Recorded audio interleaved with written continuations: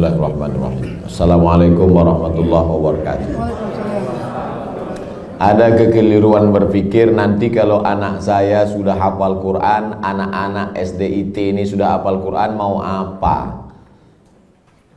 Karena bayangan dia kalau sudah hafal Quran jadi ustadz. Gak maulah anak kami jadi ustadz, nanti macam Ustadz Somad, ceramah sana ceramah sini. Gak maulah kami anak kami jadi imam, paling-paling jadi imam tarawih. Tolong mindset kita dibetulkan, main otak, setting. Karena banyak juga orang ini main otak setan.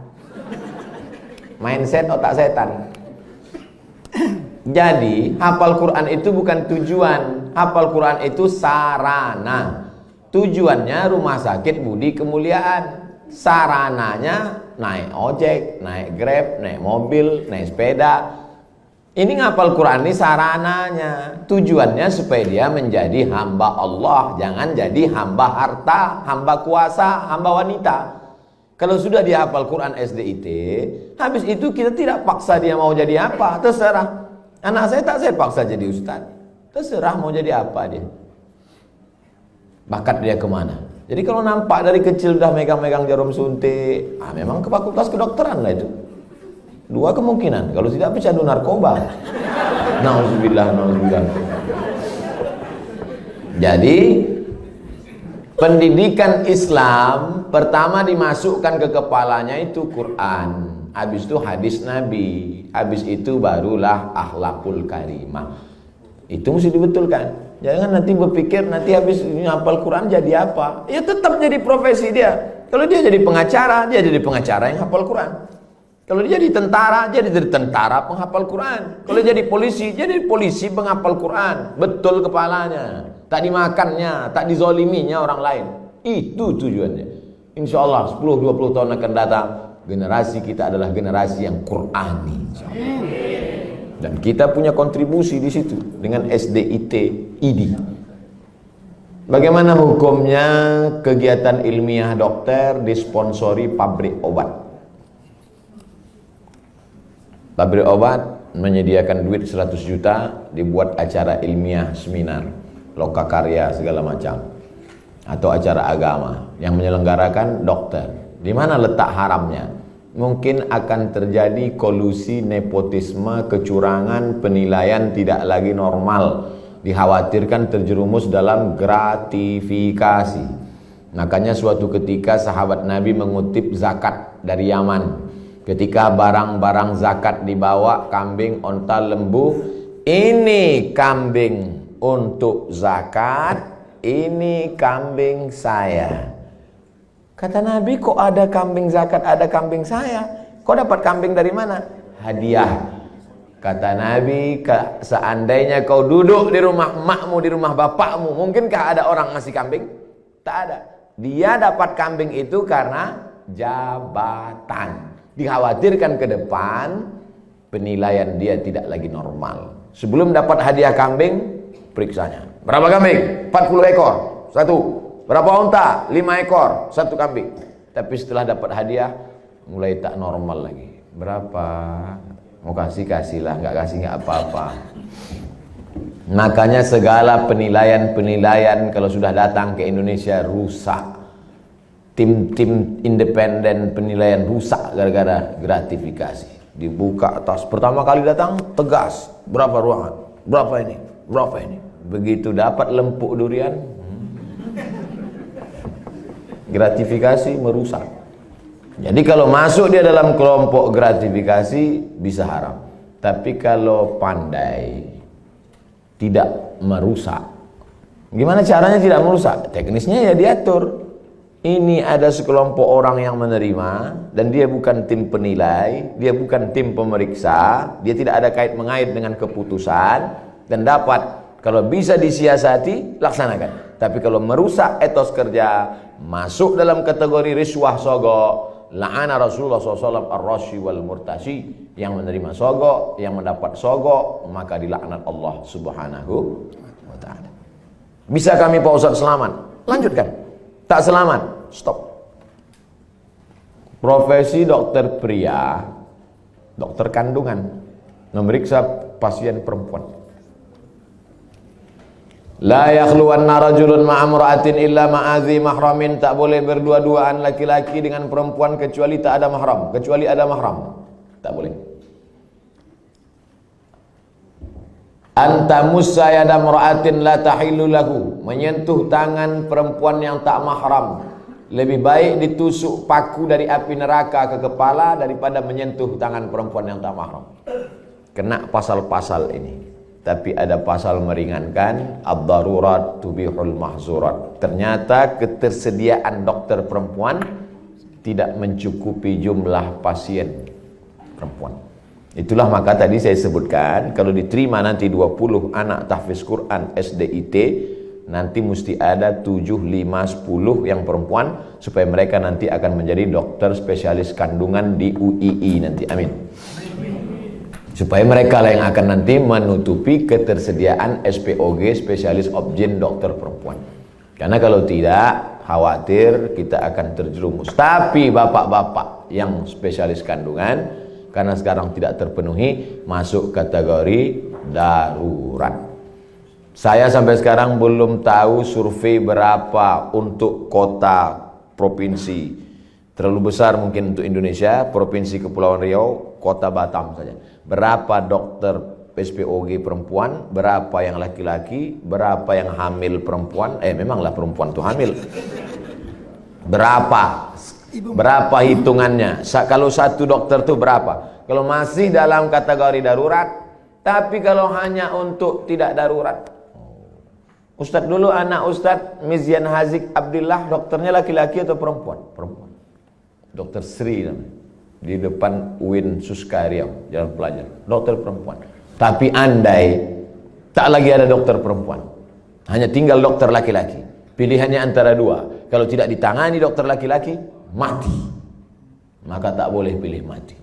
Assalamualaikum Bapak, ya istri Bapak sedang hamil tua, kami tidak ada lagi dokter perempuan, yang ada dua, mati atau dokter laki-laki. Biar aja mati.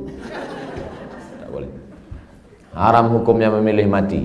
La tulqu bi aidikum ila tahlukah. Tak boleh menjerumuskan diri sendiri kepada kematian. Pilihlah dokter laki-laki dengan alasan darurat. Jadi bapak dokter jangan merasa kau sedang berbuat dosa besar, tapi kau sedang menyelamatkan orang banyak. Saya tak bisa merasakan gimana rasanya jadi dokter laki-laki yang memeriksa perempuan. Apakah tak ada lagi nafsunya? Atau dia macam menengok daging sapi saja?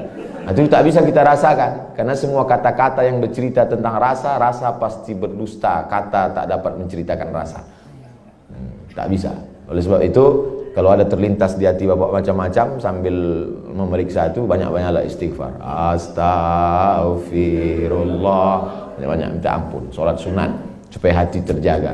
Tapi yakinkan bahwa perbuatan bapak bukan dosa. Jelas jawaban saya? Bagaimana pandangan Islam suntik botok mengurangi kerutan yang tak bersifat permanen, bertahan 6 bulan? Tak boleh mencabut uban, karena uban itu nanti di akhirat akan menjadi cahaya. Lama saya berpikir, uban kok cahaya? Kenapa uban tak boleh dicabut jadi cahaya? Baca hadis, jangan baca hadisnya, baca syarah penjelasannya. Rupanya dengan melihat uban di cermin, ingat tua, ingat mati, bertambah takut, bertambah amal. Makanya dengan bertambah takut, bertambah amal, maka akan menjadi cahaya.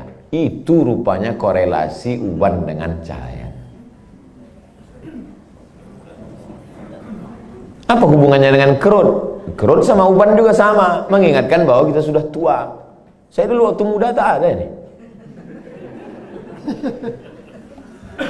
Saya tengok foto-foto saya yang lama waktu di Mesir, ganteng juga. Saya sudah tua.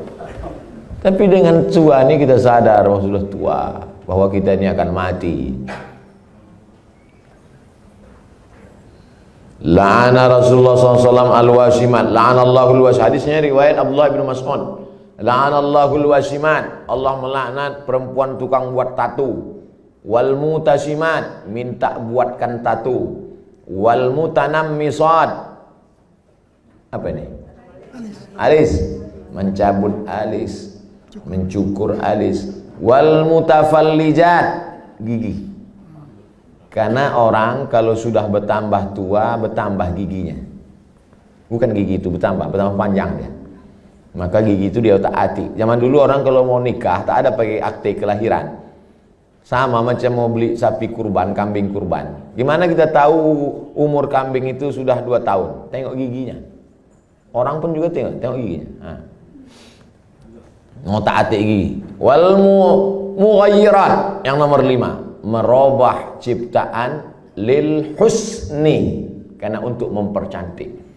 Kalau merubah ciptaan dari yang tak layak menjadi layak. Ibu bapak dokter yang gigi, tukang pasang kawat gigi, jangan sangka itu perbuatan haram.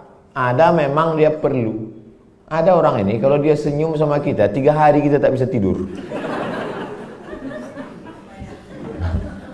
Nah, itu memang perlu dibetulkan, perlu luruskan, diperbaiki. Tapi kalau hanya untuk gaya-gaya aja, hari Senin pink, hari Selasa hijau, ini mubazir, perbuatan saya saudara setan. Oleh sebab itu maka kira-kira suntik botok mengurangi kerutan ini termasuk yang mana nih? Masuk kategori nomor 5, mughayyirat lil husni, merubah untuk mempercantik-cantik saja. Sebetulnya saya tengok-tengoklah, dia sebetulnya tidak berubah jadi cantik, dia saja merasa cantik. Berapa banyak orang yang operasi pipi, operasi dagu, operasi hidung, dia merasa cantik, kita takut. Saya terus terang dengan orang operasi takut saya tengok. Dan saya tengok wajahnya yang operasi itu bentuknya sama-sama aja semua kan. Sama macam bencong. Hidung panjang, dagu panjang, panjangnya tak tentu arah pula. Rupanya silikon itu tidak bisa berinteraksi dengan darah. Akhirnya membusuk. Busuklah darah di hidung ini. Kata dokter, ini mesti dipotong.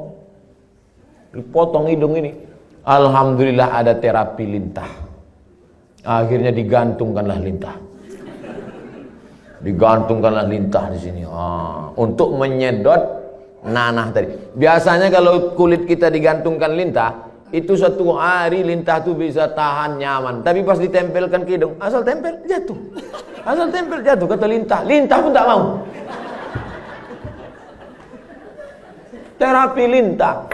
Bayangkan itu lintah. Yang mau lintah darat aja yang mau.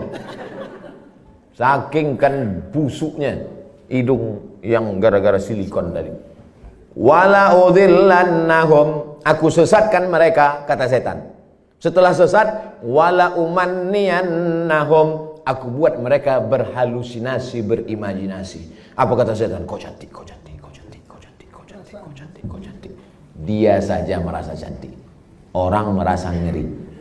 Hai yang asik dibuat setan operasi, sesungguhnya kau saja yang merasa cantik, sesungguhnya orang merasa ngeri. Tapi orang nggak jujur. Gimana Jeng? Aku kelihatan cantik nggak? Wow, amazing. Padahal dalam hatinya macam hantu aku tengok.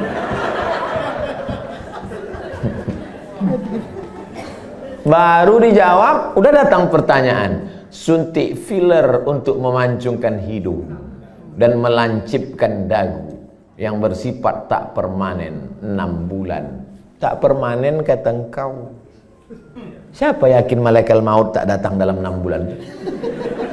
Begitu lancip, cip, mati. Permanen kau.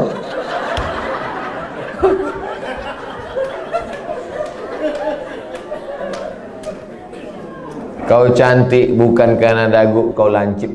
Kau cantik bukan karena hidung kau panjang. Kau cantik karena bekas air wudhu. Kau cantik karena habis baca Quran. Kau cantik. Yang mengatakan cantik tak cantik itu kan hati. Betul? Bapak-bapak ganteng. Ganteng. Bininya tidaklah jelek, tapi rasanya taklah sepadan berjalan. Pas ditanya orang, Pak, siapa perempuan paling cantik? Itulah yang paling cantik gitu deh.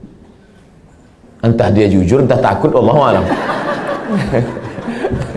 Karena antara jujur dan takut ini beda-beda tipis. Tapi yang jelas kata dia, cantik itu membuat cinta atau cinta itu membuat cantik?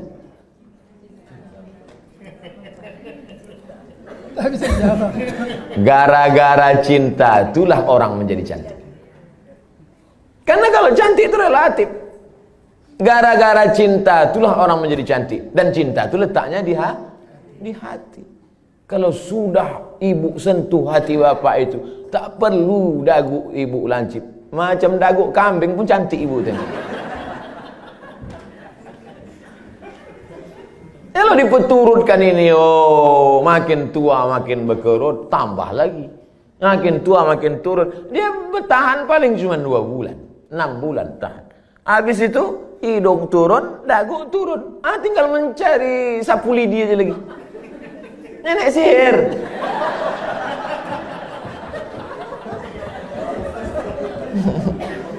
Berhentilah.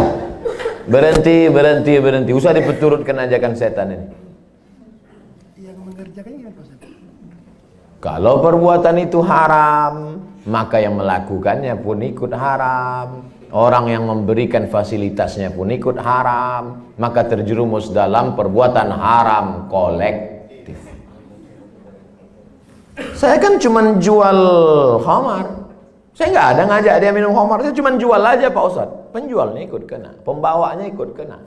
Khamar itu 6 ikut kena. Penjualnya, pembelinya, yang menuangkannya ikut semua. Supirnya ikut kena. Security-nya ikut kena.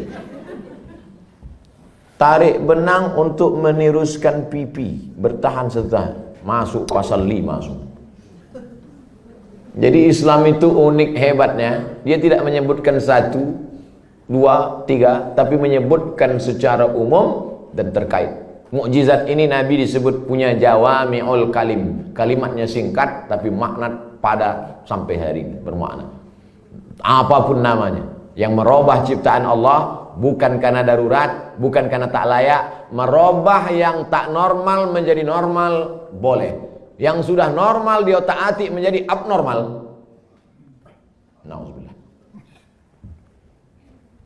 Bapak mesti siap menerima bunga yang layu. Karena tabiat bunga pasti layu, kecuali bunga plastik. Nah itulah maka sekarang banyak perempuan yang mau jadi plastik. Dokter anak, sunat perempuan bagaimana hukumnya Pak Ustaz?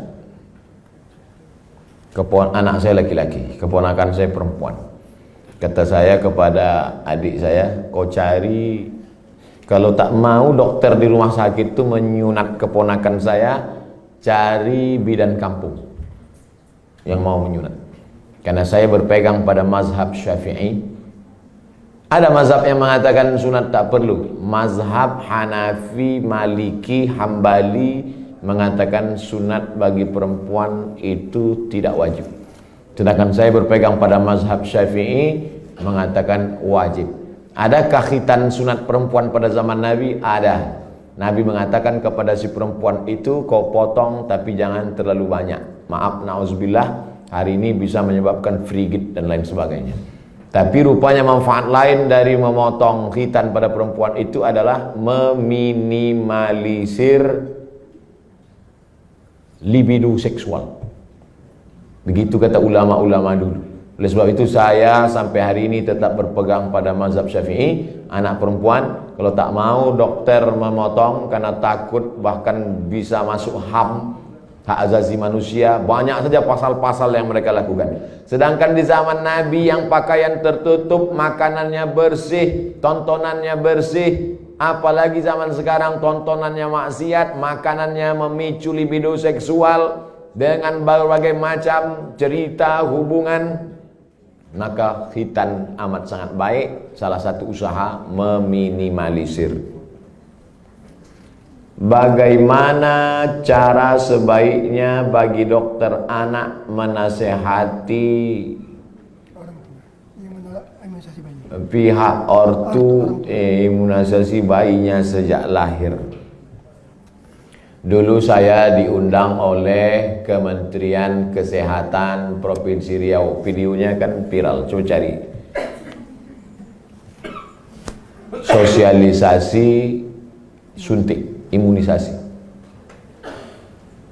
Saya jelaskan di situ bahwa fatwa Majelis Ulama Indonesia beda antara bendanya ini halal atau memakainya yang mubah. Boleh. Jadi ini dua fatwa nih.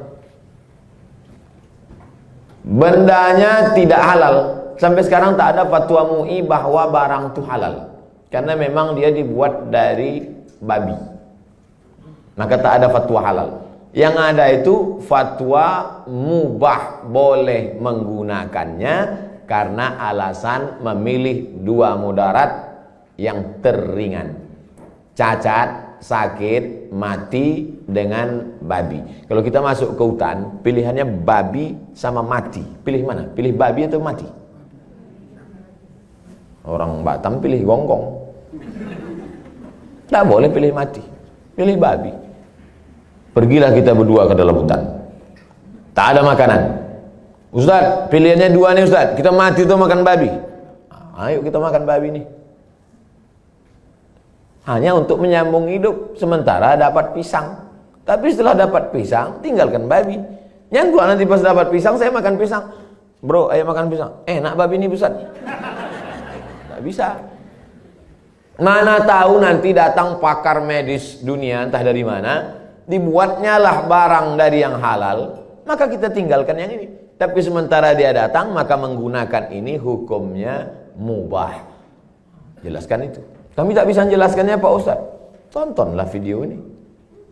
Potong. 1 menit tak sampai tadi. Masukkan ke Instagram. Tontonkan ke ibu itu. Saya tak mau. Tonton ibu. Nggak mau, ini Ustaz radikal katanya.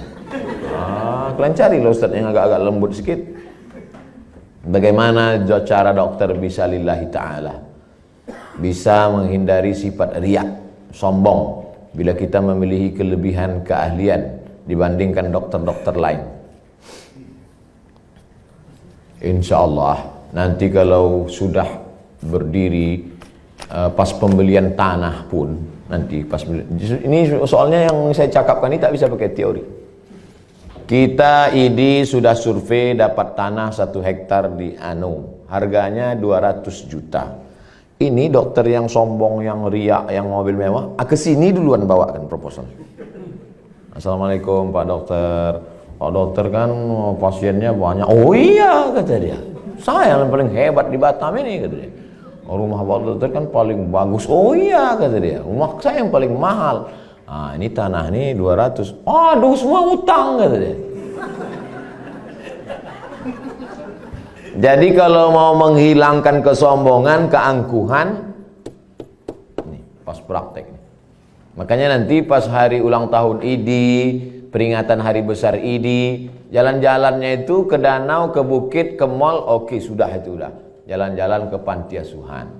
Jalan-jalan. Tapi kalau kita sudah punya sendiri, maka tiap hari pertemuan dibawakan, tiap bulan datang, di grup ada terus. Belum bayar, ini anak 4. Maka insya Allah itu menghilangkan keangkuhan, kesombongan, keegoan, segala macam. Kita hanya berusaha. Ceramah ini ada baiknya. Tapi tiap hari ceramah, tak masuk ke kepala. Ada tingkat jemu, ada tingkat bosan.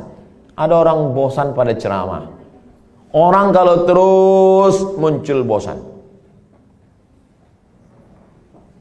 Desainer, koreografer, tukang desainer pakaian itu, yang laki-laki, itu muncul kebosanannya pada perempuan. Kan banyak yang melambai kan? Kalau ada orang bosan pada perempuan gara-gara sering menengok perempuan, itu desainer sama koreografer. Yang lebih mengerikan adalah bosan mendengar ceramah. Apalagi sampai tobat sama ustaz. Aku kalau sama ustaz ini tobat aku. Nah, itu na'udzubillah. Jadi makanya saya ingin mengatakan bervariasi. Ceramah oke, sebulan sekali, seminggu sekali. Tapi harus ada amal yang tidak teori tapi langsung praktek. Nah, maka saya selalu sama. Di mana-mana saya ceramah tak keluar dari 3. Islahut tarbiyah, perbaikan pendidikan. Islahul iktisad, perbaikan ekonomi. Islahul siyasah, perbaikan politik. Perbaikan politik, pilih anggota dewan yang peduli pada syariat Islam. Perbaikan ekonomi, belanjalah ke warung tetangga, bangkitkan ekonomi umat. Perbaikan pendidikan, masukkan anak-anak ke pondok pesantren. Yang punya duit banyak, beli tanah, dirikan sekolah. Karena sekolah yang ada sekarang belum mampu untuk menampung anak-anak kita. Apalagi anak-anak yang tak mampu. Daftar ulang 17 juta. Anak siapa yang bisa? Tak tertampung. Yang sekarang tidak mendapat pendidikan layak itu 10 tahun lagi, 3 tahun SMP, 3 tahun SMA, 4 tahun S1. Yang sekarang SMP cabut, mabuk, sakau, lem kambing, itu yang akan jadi anggota dewan tahun 2040. Satu-satunya jalan memperbaiki umat lewat pendidikan. Dan ID tidak hanya menyehatkan badannya, tapi juga menyehatkan generasi ke depan, insyaallah. Amin. Udah aku sampaikan ya Allah. Kalau tak percaya juga ID nintahlah.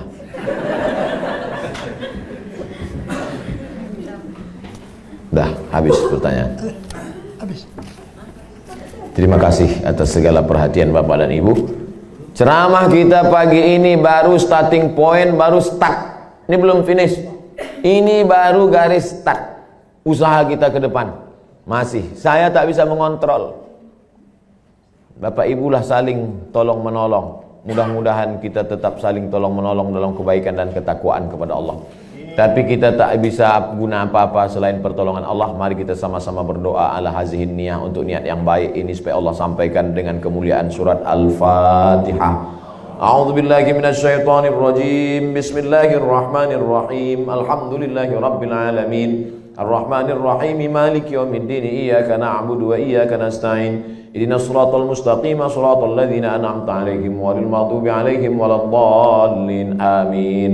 Allahumma shalli ala sayyidina Muhammad wa ala ali sayyidina Muhammad. Allahumma inna nas'aluka bisirril Fatihah wa bisirri nabiyyika Muhammad sallallahu alaihi wasallam at-tuballigh maqasidana. Dengan kemuliaan selawat dan kemuliaan surat Al-Fatihah, sampaikan niat baik kami ya Allah. Wa taqdi hajatina, tunaikan hajat-hajat kami, hajat dunia, hajat akhirat ya Allah. Allahumma barik lana fi arzaqina, rezeki kami ini berkahilah dia supaya bisa menjadi amal soleh yang tetap mengalir sesudah kami mati ya Allah. Allahumma alif baina qulubina, satukan hati kami, pertautkan jiwa kami supaya kami ikhlas beramal karena Engkau.